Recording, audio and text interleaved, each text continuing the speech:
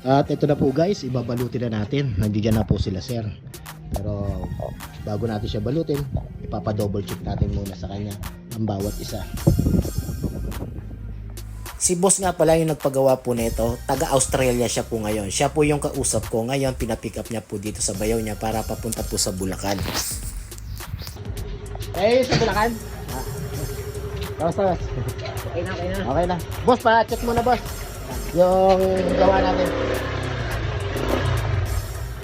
Konting katanungan para sa kumpiyansang gawa, di ba? Ano boss? Pakulit? Maganda.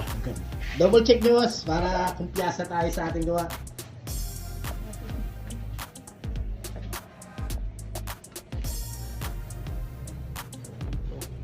Pilig-pilig mo yan. Para malalaman nyo yung totoong gawa po ng carbon fiber, hindi po yan sa kapal ng resin kung paano gawin po yung totoong carbon fiber. Depende po yan sa gumagawa. Okay. Okay? Pulido. Pulido? Oo, sulit yung bayad. Ayun. Sulit yung binayad. Sabi kasi ni boss, sabi ko papa-double check ko po muna bago ipadala natin. Ano ba masasabi niyo boss? Sa gawa natin. Okay. Okay na okay. Sa rate ng 1 to 10, ilan? Bakit pag sabi kong 9 lang, item na natin yan. Thank you boss. Salamat. Ano daw, may isang tanong pa tayo boss. I-double check nyo doon sa maliwanag.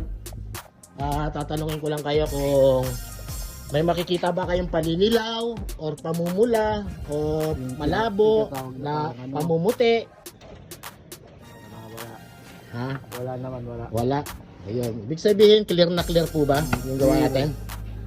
Makita naman. Malinaw, di ba? Okay, thank Kung you. ano agad makita mo, parang may mancha. Oo, yung malabo, di ba? Ayan. Yan mga guys, oh, kitang-kita na malinaw ang ginagamit nating resin. Yun, thank you.